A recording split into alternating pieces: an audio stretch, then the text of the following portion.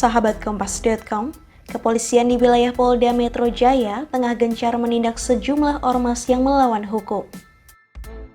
Setelah menertibkan atribut dan gardu ormas, kini polisi mengambil alih aset negara yang selama ini dikuasai ormas. Langkah tersebut berawal dari kelakuan para anggota ormas yang kerap membuat keributan.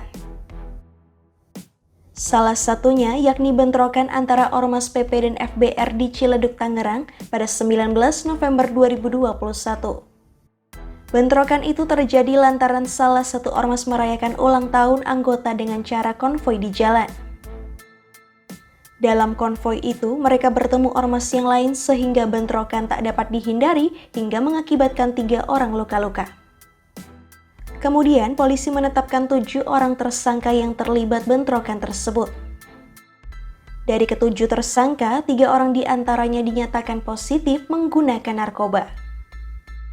Selain itu, sejumlah anggota Ormas PP juga terlibat pengeroyokan terhadap polisi saat aksi unjuk rasa di depan gedung DPR pada 25 November 2021.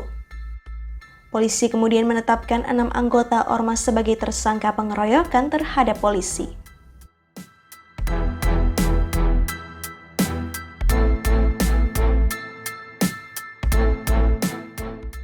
Baru-baru ini, Presiden Joko Widodo menyindir Polri terkait ormas yang kerap melanggar hukum. Jokowi menyentil polisi yang sowan kepada pimpinan ormas yang kerap membuat keributan. Jokowi pun meminta agar ketegasan dan kewibawaan Polri tidak hilang. Ada Kapolda baru, ada Kapolres baru, malah datang kepada sesepuhnya ormas yang sering membuat keributan.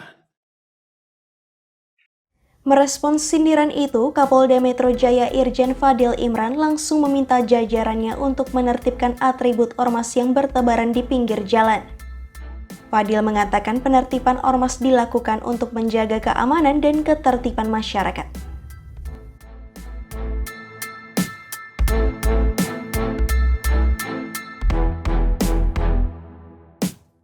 Belakangan ini, Polres Jakarta Pusat mengambil alih 3 aset negara yang dikuasai oleh ormas.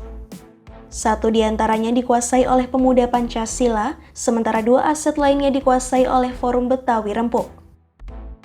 FBR menguasai 2 bidang tanah di kawasan eks Bandara Kemayoran yang disulap menjadi lapangan futsal dan badminton lalu disewakan. Padahal tanah itu dimiliki oleh PT Oceania yang merupakan pemegang hak guna bangunan. Hingga kini, Polres Metro Jakarta Pusat masih melakukan pengembangan terkait pelaku penguasaan aset tersebut. Sementara itu, aset negara yang dikuasai Pemuda Pancasila merupakan bangunan ruko 4 lantai di Jalan Legend Suprapto, Kemayoran. Aset itu sudah dijadikan kantor Sekretariat Majelis Pimpinan Cabang Pemuda Pancasila. Usut demi usut, aset tersebut ternyata sudah dijadikan kantor ormas sejak 2004.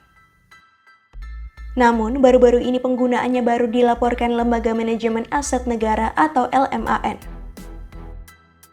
Bangunan yang ditempati Ormas PP merupakan aset bank yang sudah dilikuidasi dan telah dijadikan jaminan kepada negara. Polisi mengosongkan aset tersebut secara kondusif, meskipun pertemuan sebelumnya dengan perwakilan PP tidak mencapai titik temu.